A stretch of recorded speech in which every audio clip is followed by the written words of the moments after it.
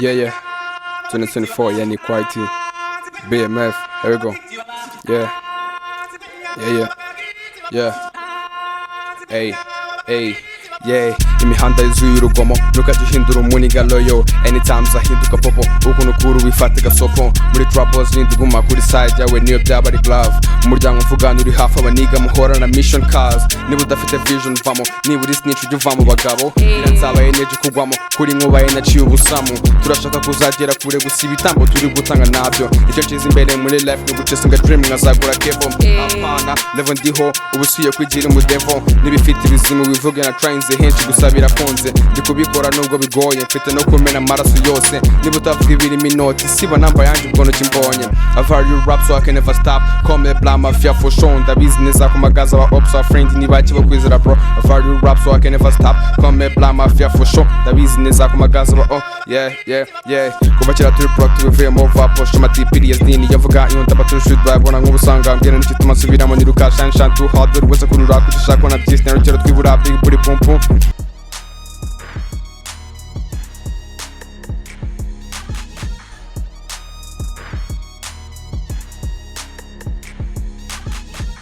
Hello beautiful people, welcome back to Uptrendtvshows. Your girl Malaika, I am back. Nizere ko umeze neza, nizere ko umunsi wawe ukomeje kugendekera neza, nimba uri kutureba ku manywa, nimba uri kutureba nijoro, nizere ko ijoro ryawe rimeze neza, uri kutureba mu gitondo, nizere ko igitondo cyawe gikomeje kugenda neza aho uri hose, majyepfo, amajyaruguru, ibirasirazuba, ibirengerazuba, umujyi wa Kigali na ntara ya gatandatu y'aba diaspora. Nizere ko mumeze neza, ndabasuje aho uri hose. Umva Malaika arakuyambiriye kandi mboneraho kukwifuriza umwaka mushya muhire. Uyu munsi rero muri Uptrendtvshows we are back nkuko musanzwe mubizi, twazanira impano nziza nshyashya mutari muzi n'ibindi bintu byiza mani murabimenyereye. Uyu munsi rero muri Uptrendtvshows twabazaniye undi muhungu ubizi cyane ka atwigire. Yeah, imihanda yuzuye urugomo ntukajya uhindura umunigaloyo anytime zahinduka popo ukuntu ukuru wifata gasopo muri troubles n'indiguma kuri side yawe niyo byaba ari glove umuryango mvugana uri hafi abaniga muhora na mission cars. Yeah, it's your boy YANNICK YT from Kigali, Rwanda. Like YANNICK YT in the house. For real. YANNICK umeze neza? Yeah, I'm feeling good. So. Umwaka wawe ushize hakugendekeye gute ni? Nagize achievement nyinshi nakwambereye mwiza for real. Yego. Yeah. Nicyo kintu cyagushimishije mutuntu nyine. Nago bibura tu. Nicyo kintu cyagushimishije muri mwaka? Ikintu cyanshimishije nuko nagize nongeye audience y'abantu nabahaye ibintu bifite quality. Of course ndabyizeye. Yeah, kandi murangije ndi muzima of course. Gushimira Imana. Yeah, ndumva n'abantu bari hafi yanjye n'amuntu wagize ikibazo. N'u Rwanda rufite amahoro of course. Fo. Hanyuma YANNICK umuntu utakuzi ukubonye bwa mbere mwibwire birambuye YANNICK YT ni muntu iki? YANNICK YT twicaranye hangaha ninde nyine kugira tubane tu abantu bakuzi. Yeah, like YANNICK YT ni umuraperi umunyarwanda of course, kizamuka mutoya ufite ibikorwa biri legit nawe ubwo ari legit and hano kwaguma of course. Hano kwaguma uvuze ibikorwa ariko ntabwo tuzi ngo ibikorwa ni ibihe, ntituzi ngo ukora ibintu bijyanye n'iki. Yeah, I'm a rapper. Mfite debut EP iri hanze yitwa BMF. Mfite n'indi ndirimbo single BMF amasunzu, all of them ziri released of course. Streaming platforms zose wazisangaho. Noneho urarapa gusa cyangwa? Ndarapa gusa. Ntabwo gerageza guhogoza kuririmba. Kubera iki YANNICK? Kubera iki wahisemo rap gusa? Biri mu maraso.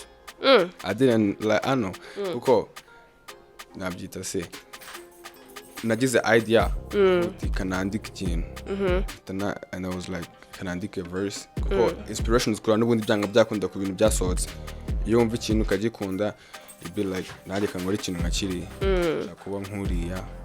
Of course ni inspiration niva kandi buriya iki nari cyawe nicyo ukora tu Yeah, of course. noneho ukomeje ku bintu bya inspiration ni hehe ujya ukura inspiration ni uwuhe muntu uvuze ko wabitangiye kera nuhe muntu wabonye icyo gihe nyine cyangwa wajya gureba ukavuga ati sha uyu muntu nyine nkundisha ibi bintu atuma numva nanjye nabikora like nakuze numva Drake Jay-Z indirimbo za Jay-Z bakanye and then people batumaga numva nyine mfite inyota tu no mu Rwanda ba Bulldog mu mfite inyota yo kubikora of course. Yeah. Okay. Noneho uratwibwiye ngiye kuguhereza beat ubanze abantu babyumve neza bakumve and then dute tugaruka tuganire n'ibindi sibyo? Born ready. Uri tayari? As always, of course. Yeah. Yannick YT. Yeah. Let's go. Uptrend. Yeah. Alright. Yeah. Long way no get it tough, but I keep it real. Who constant chaka? The fame to chasing a web post standard to the whole over platinum. Every time bandi muri session story I love sinchaka kuyumva. With the dreams of kubaka mention, iyi process ni munda yumva. Say less ni batavuga cash bandi kuri grind banyanjira konsa. Bandi clean nkora overtime kuryama mbitinya kubi niyo phobia. Aba rap bakeneye konswa na uza gufasha udafite yuja. Akamaro ko gukora all time ukamenya utangiye kumva. Turi hano guchasing dreams twese dufite ibitwirukamo yo bro ni udafite vision kula plan mbere yuko byinjiramo je vois bya cash est-ce que tu as peur ndabibona mu master skate répéter encore mwereke def talk shit uri kunira strays independent di kuri free zone life yanjye ihinduka nka season uptrend di kumwe na malaika turi sharp tumeze nka season ufite n'urwipinda life ni somo naryo ndi kuryiga ndi gutambuka street muri life we paint some pictures all I do is win sifite gutsindwa YT professionally wahimse sinabika iyo nzika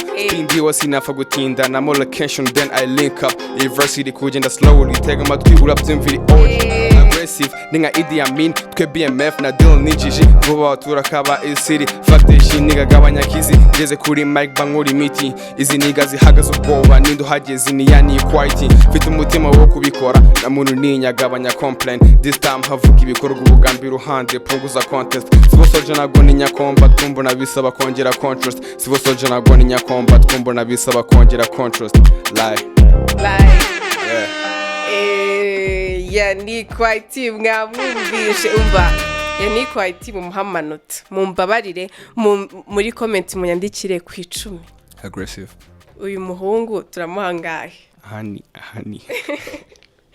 hanyuma Yannick ni wowe wiyandikira indirimbo zawe of course zose cyane ingi waruduhaye ni yarasohotse nagirasohoka just a freestyle ni freestyle yeah nayo ubwo iri kuri BMF no nagirasohoka okay ngaho tubwire kuri BMF rero yeah like BMF actually nago uyu mwaka watangiye mfite idea yo gusohora BMF EP ya BMF umwaka uyu nguyu uri kurengera 2024 umwaka nago watangiye mfite like nego yo gusohora BMF I was like going to release single then nsohora single yitwa BMF single and nyine yabaye viral abantu barayimenya and I was like BMF is like my family like my fair fishes and I was like why ngiye gukora EP ngiye ku blessing abantu okay ubwo idea ya EP yaje nyuma ya single ya BMF of course ndayagenda ndayikora ndayandika actually narayanditse mbere naranditse nyine first time avuga izingizi zajya kuri BMF byanga byakunda and then had you just to bitewe na vibe irimo cyangwa ukuntu umeze like rhymes oranditse zihinduka yeah zihinduka ibyo nanditse ntabwo ari ibyo na recording sounds crazy like ngo izindi zivuye aho ngaho EP ndayitegura irasohoka feedback ziba ari sawa of course ako nagobura n'izindi ako babyize imenya ahantu hari something kitagenda neza ku gikosore yeah sure of course yeah EP yagenda ijya hanze somehow viral abantu barayumva yeah kuri BMF kandi irimo ibintu like byafasha harimo ibintu bya resonating n'umuntu wari wese happy love sad, angry, like the bars zirimo tu resonating awayisangamo. Yani iyo uri kwandika tubwiye ko wiyandikira. Yeah. Ni iki ugenderaho wandika? Like of course I have to choose the topic. Navuga uti ibintu mize ngiye kwandika. Nyine iyo ugiye guhitamo topic uri bwandikeho. Yeah. Ugendera kuki ubikura kuki? Bikora kuki? Somehow like ndeba ikintu kiri trending nko like muri area yacu. Navuga uti abantu bari kuva ku bintu grinding ari igihe batayivuze ari ubwo izarekera kuvugwa. Nyine of course like navuga uti kanandike kuri ibi ngibi and then nkareba audience nk'abapeti b'abaraperi bari kuzamuka struggles duhura nazo kuko nta muntu utazizi w'umuraperi wese cyangwa umuhanzi of course. Yeah sure. Navuga uti kanzandikeho n'uzabyumva ari kuzamuka urumva nazacika intege azumve ko n'ubundi ari your way of course. N'abandi batazi ukuntu bimeze bumva nyine ukuntu abari hasi abari insazi. It's not joke, nagari joke kwinjira muri industry y'ibi bintu urumva. Yeah. Cyangwa ngavuga uti cyangwa hari n'igihe numva nyine mfite inspiration muri njye ngavuga uti I'm feeling low. Ndikubiterwa n'iki ngiki. And that right. Ugahita wandika. Hanyuma rero ngo kwinjira muri industry ntago it's not for the weak. No. Rero tubwire story y'ukuntu wowe winjiyemo ukaza ukabijyamo ukajya muri studio bwa mbere ukuntu byayenze ngo recording ninde uri waku recordinze. Yeah, tell us everything like the journey ukuntu byatangiye kubibwira mu rugo tingiye muri studio nimba warabatorotera by'ibitubwire. Yeah, first of all nago like moments zagiye zibaho njya muri studio bwa mbere za so childish, ziri playful, nago ndazimentioning urumva. Of course bwa mbere njya muri studio mama nago yarabizi ni muri uyu mwaka njya muri studio nyine ngavuga uti ngiye muri studio numva nshaka kujyamo nyine like I'm super proud. Nagiye muri Sunstorm Music njyanyweyo like the first session ntabwo nayishyuriye to be honest. Ni ashadakunda Clovis, my cousin, shout out to him. Shout out to Clovis. And anyishyurira session ya mbere nayikoranye na Is Up the Beat na His Genius to recording a BMF. Nyine iyo session nakoze bwa mbere yari serious. Yeah, to recording a BMF and the nigga mbona nyine bari like baratunguwe tu kuko I told them kari bwa mbere ngiye kuri mic be serious. Baravuga uti niba ari bwa mbere like nyine urarenze tu urabyumva. Nakuye motivation mava nishimye for and then mama arabimenya ako nyine yarabizi ko nandika mbere nyine mama kugira bimenye byagenze gute. Yabonye na post like I posted something real ndi kuririmba kaka ndi wambaye jersey y'umutuku iyo ya yellow. No, I was wearing complete z'ubururu kaka wicaye. Yeah. Oh, of course like story rasekeje. I'm going to kwivugira ngaha twagiye gushutinga Musanze abor no twaturi muri ball z'amastage nani cyagiye. Yeah. And then mom yarazi ko ndi keje. Wari uri Musanze azi kuri Kigali. Azi ko ndi muri stage. Nanajyanye ubwo na brother wanjye na Clovis and the team. Mama nawe azi Musanze nyine ko nakunda kujya gukorera niki. Ikintu gisekeje ni ukuntu dusanze street turi gushooting. Urumva? Ngaure mu bandi Musanze. Yeah. Twabure ndi gushooting Musanze. It was like damn. Njye nagwa ari yambonye. Yabonye ba brother banyi niki. Nibashona nyine niyashona whereas ko ndi keje. And then ubwo mwari muri mu muhanda turi kuri street ahantu uri kumwe na ba Clovis na ba Prince. Yeah, of course. And then abaraje arababaza Yannick muri kumwe. Kuko njye nahise mvamo vuba nahise mvamo nisimba bora ngaho ngaho like sounds crazy. Then nisimba bora ngaho ku ruhande and the people tamguti yeah turi kumwe. Mbonye nyine bibaye gutyo bitanza urumva we talked araseka gute ninsazi yahise abyumva cyangwa byabanje kuba insazi. Ntabwo byigeze biba insazi kuko twari street niki niba ari no kubivuga twari bivuga no privacy. Yeah true. And then tubivuganaho nyuma ntabwo nyine ahita abyumva ako kanya. Birumvikana. Then later sister aza kumuvugisha, my sister, shout out to Sinto Tremi, shout out to you, my baby girl. Aza kumuvugisha, mom aza kubyumva, and then nkajya ngutingiye muri session. Sometimes kanambaza kudetse kujya muri session, and I was like, wow. That's how later njya muri station ngiye kurecordinga BMF EP urumva. Session ya mbere nagiyemo nagiye kwa muri 6 records kwa Prozed. I was like hantu ugiye nyine kumva damn birakurenze yandenze gukora session na Prozed. uhari Actually, to be honest, ni ikintu cya mbere cyanshimishije umwaka gukora session na Prozed. Shout out to him. Later njya muri session. Nine, how is the vibe? Bimeze gute muri stu urumva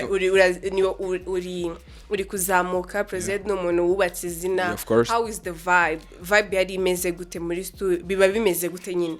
First of all, nigera I was a little nervous. Nari mfite ubwoba kujya kurana session umuntu nkuriya. Numvaga mfite ubwoba nisanzuye. Gusa nyine the guy are chill. Araganira akavuga se ko mbona utuje n'iki. Akagwa idea no biri gupfa. Urumva kandi producer ujya kubona bari kukwikiza akavuti aho ni fresh kandi ari kubyumva ko ari mu kibazo. Yeah. Ubwo nyine nawe like focusing on providing a quality. Akakubwita abiri gupfa, shout out to him, nyine n'umuntu wa danger urumva. Shout out to Prozed. And then dukora indirimbo yitwa Outside kuri BMF. Yego. And then njya kwa Kalinto. 08K. Shout out to Kalinto. Izi beats zose mwumva ni Kalinto uba wazidukoreye nimbura umuhanzi. Umva uzagenda Kalinto akorere beat no muhanga azikora beat za danger. Shout out to 08K Kalinto. Kalinto ararenze. Kalinto ni mu mwitege 2025 izaba ari umuriro muri rap. For sure. And then to the track nitangiye gukora indirimbo sounds crazy like ni dancehall. Kwa to the hit. To the hit agiye gukora indirimbo. Dinigana nubwo nigeze I didn't pay for that session. Yabonye reel yanjye by posting kuri Instagram. And he talked to Cynthia ambwira uzabwira Petit Frère muri session dukore. They was like really interesting. Njyayo urumva. Dukora nari mfite first time naranditse. It matchinga yari gukora instrument to matchingamo. To recording iba fire like nyine ubwambe nari ngoze boro igenda slowly modern soul something iri y'urukundo. You feel me? Yeah.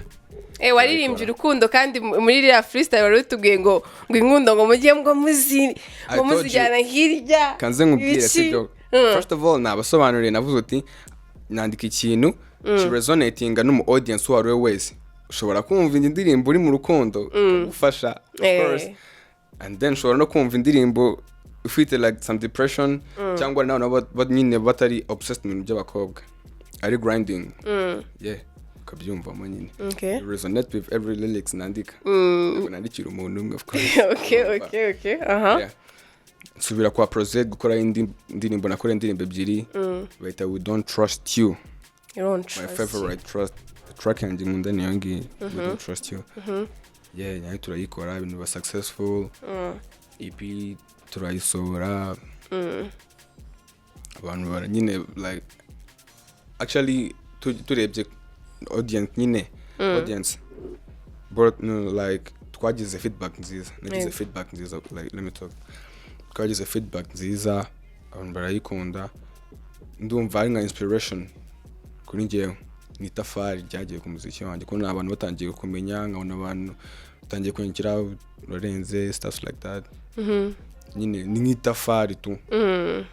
Ni nka essence bari banshize. Okay. Have to go quickly to get them. Yeah.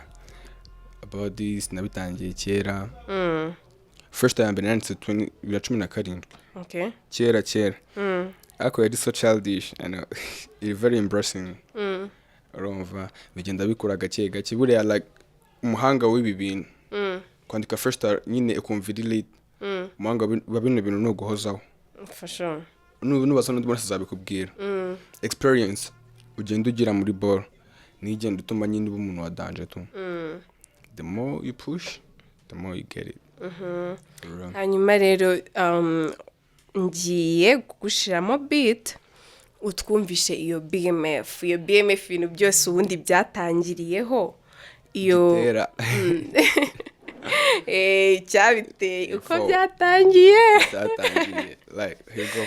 So let's get in a BMF. Yeah 2024 Yannick YT BMF, here we go. Yeah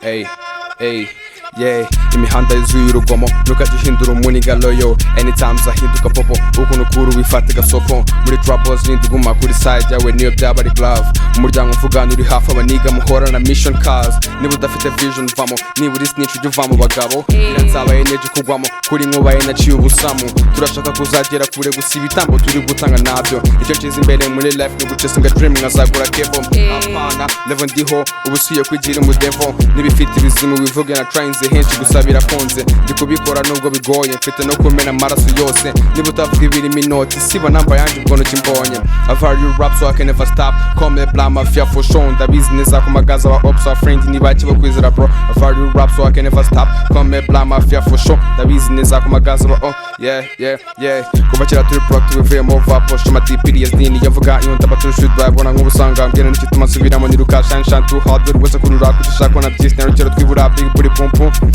drip gutikura tus nkibura izirifite blessed kuyinyura ngo YT kuki bunda hora yiruka PTSD yamushaje kuturusha turuba petit ku mirongo yaraturusha shoot ifatagana raguruka rabis ko musizina itam turutsa shoot ifatagana raguruka rabis ko musizina itam turutsa PTSD yaduhindiye basazo ukene bwa street bwari gutiza habi tamshirbi I was spend no money but to the bro so what's go bikiri PTSD yaduhindiye basazo ukene bwa street bwari gutiza habi tamshirbi I was spend no money but to the bro so what's go bikiri I've heard you rap so I can never stop call me blah mafia for sure the business ku magaza wa ops our friend niba kibo kwizera bro I've heard you rap so I can never stop call me blah mafia for sure the business ku magaza wa ops our friend niba kibo kwizera bro yeah I've heard you rap so I can never stop base wakongeye gasubiramo iriya verse ya kabiri ka ntuzi nyuma iriya massive iriya bro yeah like kuva kera turi pro tuvuye mu vapo shoma tipiriye dini yavuga iyo ndabatu shoot babona nk'ubusanga mbwira n'ikituma nsubiramo niruka shan too hard buri wese kurura kushaka na byisi narukero twibura big buri pumpu senshi turuba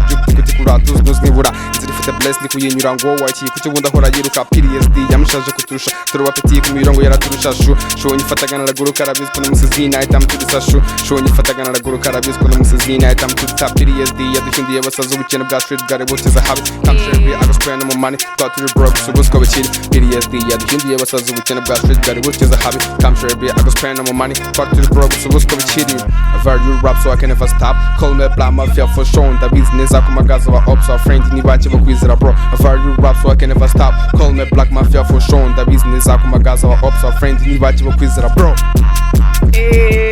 massive umva ibori yarenze man appreciate none se iyo abantu bakubwiye ko nyine ukora ibiboro byiza ubyakira gute yeah like your feedback is it pushing is it ni nkaho ibiri kumbwira uti irukanye and then no iyo ibundi bikunda kuba cyane iyo wumvishe craft wasohoye of course hari akantu umva nyine habayemo akabazo n'iki and then ibyo biguha umwanya wo gupreparinga indi kudet I saying kudet ukitegura ugakora nyine bora dance so if a person told you ko urenze kuko ari ibintu byiza ni nk'akazi baguhaye akazi baguhaye ko kugira ngo like ukomeze umwimpressing ukomeze umutunguru batunguru mpaka ubafashe yeah of course so ariko nubwo ubona feedback nziza hari nimba ujibona ntago zabura abantu imbi ujibona akenshi ziba zigarutse ku biki man let me be honest urumva feedback mbi hanigeze ziba ziri somehow annoying kumva ni nk'abantu bashaka gucana intege they be saying cover go no go like no guarara ko uri mutarimo nyine ari ikigare that's like that kandi nyamara I be saying Z voice hano kwaguma Yeah. turi hano kuhaguma Turi hano kuhaguma. In present voice. urumva n'umuntu uvuga like try to write some Kinyarwanda uvuga nk'ikinyarwanda kubera iki se ubundi Yannick ukunda kwibanda kuri English? Actually ako ubyana nahindutse first of all mwumvishe verse nandikaga kera ushobora kumva nandi Kinyarwanda cyabaga kirimo ako now nashatse nyine kumva audience understanding audience kavuga uti ndi gukorera abantu both of them sibyo kubera iki se wibandaga ku cyongereza cyane kubera iki wandikaga icyongereza cyanyoroheraga ntabwo nakamenya kwandika Ikinyarwanda ni insazi I started to practice kwandika Ikinyarwanda bigenda nanjye kubimenya to ngenda ndabimenya ako niyo wandi uvangamo na English ni byiza kuko you are targeting audience tari mu Rwanda urwo targeting nyine niba ushaka ibintu byawe worldwide utagitinga n'abandi bantu bari hanze if you come ukari n'Ikinyarwanda gusa ni byiza ariko somehow ifite some impacts ku ruhande niba ubikoze byose ukabivanga ibyo bintu like really fresh nyine tu kuko uri gutagetinga audience yose abo mu Rwanda outside both of them that's it noneho izo feedback rero mbi iyo uzumvisha nazo zirampushinga everything nimvitira nagiye uragira wumve ucise nk'intege uravuga ati si ibintu ubundi ibintu byabaye kera naramenye ibyo ndimo numva ndakwitinza ako n'ubundi byanze like nyine you quit kimwe kigashira ukatamvugizaga first time ukandike gaza kwisanga bagarutse mu murongo nyine tu urumva ni ibintu byaba ari ibintu byawe ikintu ari cyawe of course you stick together n'iki we're sticking that's it noneho ngiye kuguhereza indi beat ya nyuma of course then tugaruke tubazo dukeya and then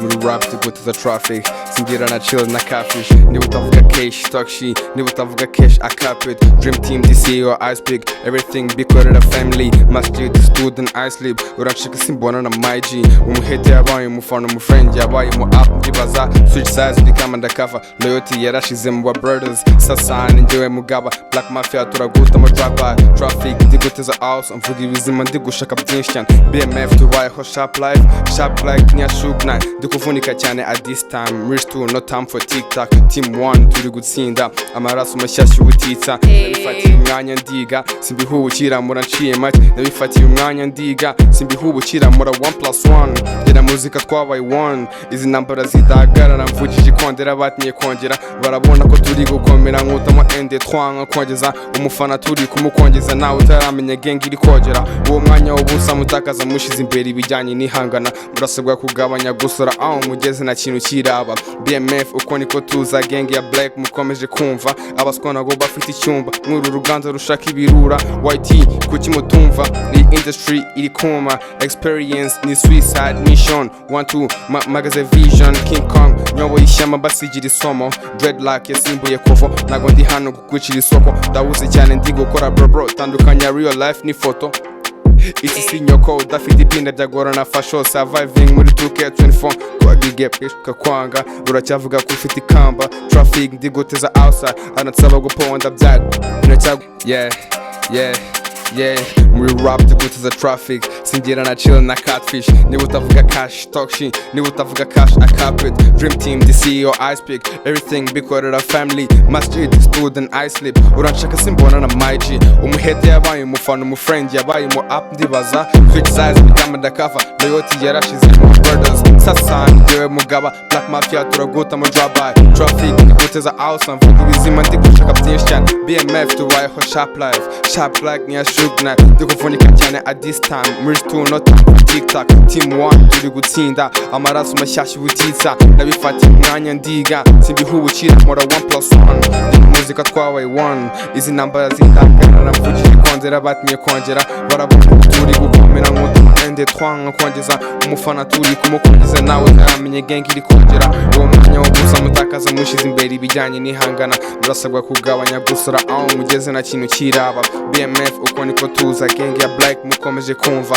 abaswa nago bafite icyumba muri Rwanda rushaka ibirura YT kuki mutumva industry iri kuma experience ni suicide mission 1-2 magaze vision King Kong nyongo ishema mbasigira isomo dreadlock yasimbuye kuva nago ndi hano kukwicira isomo ndabuze cyane ndi gukora bro tandukanya real life ni photo isi sinyoko dafite itinda byagorana fasho survive muri 2K24 tugiye bishwe kwanga uracyavuga ko ufite ikamba traffic ndi guteza outside arantumva guponda byanga cyagoranye kuba kwama truth ndi gutanga ndashaka abeshi ko bavuga imana kurarita n'abascammers rap ndi guteza traffic muri rap ndi guteza traffic rap ndi guteza traffic hano kubaka legacy muri rap ndi guteza traffic like Muhammad Ali punchline bose baranzi who's that YANNICK YT say none utavuga mani ibyo nazi byose I practice that nigga hagaze drama go with friends bro factice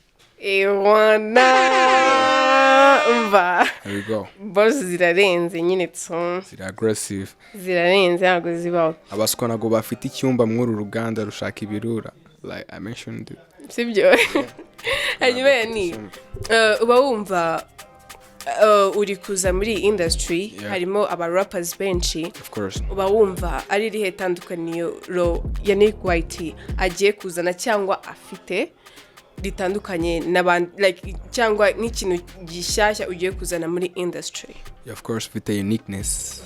Uniqueness nago yabura. Actually ikintu YANNICK YT atandukanyeyo n'abandi bantu. Nyine I'm going to speak on my side. Ikintu YANNICK YT atandukanyeyo n'abandi bantu n'umuntu like investing imbaraga zose. Investing imbaraga zose ndi ku ruhande rwanjye. Imbaraga ziwe zose muri craft yiwe kugira ngo ize kuba successful. Sir. Actually ushobora no kumva indirimbo irangiye neza. Iyo ngiye gusura nk'indirimbo mfata time nkayumva nk'inshuro zirenga 10. Nakumvamo mistake ntavuga uti you have to record it again. Cyangwa dukora ikindi kintu. Of course. Rero I focus on providing quality over quantity. Ushaka gutanga ikintu gifite quality kandi abanyarwanda bakunda quality of course. Nubwo bashiraho pressure drop kimwe cyashize drop ikindi drop ako of course bakunda ikintu gifite quality. Itanze ikintu kidafite quality kurikiye ya pressure ngo drop hari igihe usanga nyine like wafropins uri providing a quantity kandi quantity idafite quality means nothing. Ikindi kintu nanukaniyo n'abandi like like but they have to focus on that quality. Quality is kuri quality yanjye kandi umuntu like uri friendly muri area nyine y'abahanzi producer muri friendly music na nyine I don't care ngo friendship biki friendship zifite like profitable right shobora kuba inshuti n'umu producer ejo tugahurira stu ngahurira inshuti n'umusani tugahuriza like stu ibiki n'ibiki ako guhura n'umuntu and you going like to be talking nyine ibintu bidafite akamaro nago ngendera muri izo nzira of course. Yeah, that's my uniqueness. So yani nubwo utayimentioninze uri n'umunyeshuri. Of course. Yeah, uri umunyeshuri wiga high school. How do you manage umuziki n'ubuzima bw'ishuri kugira hatagira kimwe gifata umwanya w'ikindi ubimanaginga gute? Yeah, of course. Actually I do plan. Navuga uti twageze mu gihe cyo kwiga nubwo bigiye kurangira. Yeah, twageze mu gihe cyo kwiga. I have to focus. Mfite umwanya wo kwandika verse. Mfite umwanya wo kwiga urumva ntabwo njya mbandikanye ibintu. Iyo twageze mu masaha yo kwiga nyine like ubundi biragukurikirana biraguhiga. Ushobora kubona muri kwiga ukumva byaje mu mutwe n'iki. Ariko nyine like you have to make the plan kavuga uti kwiga no gukora ibingibi no gukora ibingibi. I try to balance it 50 to 50 ko byose ndabizi ko mfite akamaro kenshi I balance it 50 to 50 yego yeah. Hanyuma rero Yannick turi gusoza ngira ngo ugire ikintu ubwira abantu badukurikiye nimba hari message uri bahereze nimba hari abantu ushaka gushimira nimba unatubwire ama projet yawe ari imbere. Yeah, of course. Ikintu cyambere ni nka message ngiye gwa audience n'aba rap audience banje. First of all, ikintu nabwira audience, man, ni mwebwe inspiration y'umuhanzi tu. Mumuciye intege, mwese mukamuciye intege, muba musize nko muri darkness. Urumva? Mujye basi. Ariko bagomba kuvugisha ukuri nimba babona utabizi bakakubwira. Ndi kubyumva bakakubwira. Urumva? Ako man, you know industry ukuntu byagenze urabizi. Ukuntu bimeze nyine urabizi. Ni waba ukora ibintu bimeze neza tu. Ntabwo bajya barana guca intege. Yeah. Rero izo talk shit zitari necessary ntabwo zakabaye ziza muri industry. Kandi nyine bagomba gusupportinga craft y'umuntu. Niba mwayikunze mwiyumva gusa man, guyumva gusa nyine ni fresh. Ako like sharing is caring. Shora nko kuyiha undi muntu mugenzi wawe utanze cyangwa utazi mu rapper mugenzi wanjye. Nawe akayumva kayo undi muntu. Aho ngamo to growing audience. Yeah, that's man, true. Nyine like nugufashanya tu kudufasha. Yo munabizi try to help him out nibirangirira aho ngaho. For real. Iyo ni message naha abantu kandi nyine babyumve bikuye ku mutima ndanabashimira ku bantu bamfashije abumvishe like EP abanyumvishe bose abagize basharinze everything. Nago nyine mfite benshi yo kumentioninga urumva. Yagira abantu di kumentioning bumve ko nyine you know. I'm going to nyine gwa amazina. Big shout out to Sento Tremi. Big shout out to Ashadakunda. Big shout out to Prozaid. Yamaye time byaranunguye like big shout out to Kalinto, big shout out to The Heat, big shout out to his genius and Is Up the Beat, shout out to Darcy K, shout out to Asa Prince. Now shout out, I give you shout out, respect. You isozo tam. Now because of course you know that, but now she's a pen bang, but kubitanga like very special. Shout out namfashije ibintu byinshi kandi urabizi urumva. I'm really grateful for those names. Nabandi nta mentioninze urumva. Mwumve ko nyine muri abantu bagaciro kuri ngewe tu. Kandi abakeneye cyane muri 2025 mwaka tugiye. Ewan, I need you more. Yes sir. Hanyuma rero babwire ama platform yawe ahantu bakuri muziki yawe ama social media ukoresha ariko nta nubwo babwiye ama projet ufite imbere tu. Okay, ama projet ufite imbere urumva. Y'all be ready BMF kabiri. Wow. BMF EP kabiri. Of course. And some visuals on the way, featuring collaborations, some Zimuna International. Wow. I'll be ready. And platform, Spotify, every streaming platform we want. YouTube, Spotify, Amazon, like Audio Max Zos, Yannick YT, Instagram Yannick YT, X Yannick YT. Every platform ni Yannick YT. You can reach me there. They're very business, they're very supporting me.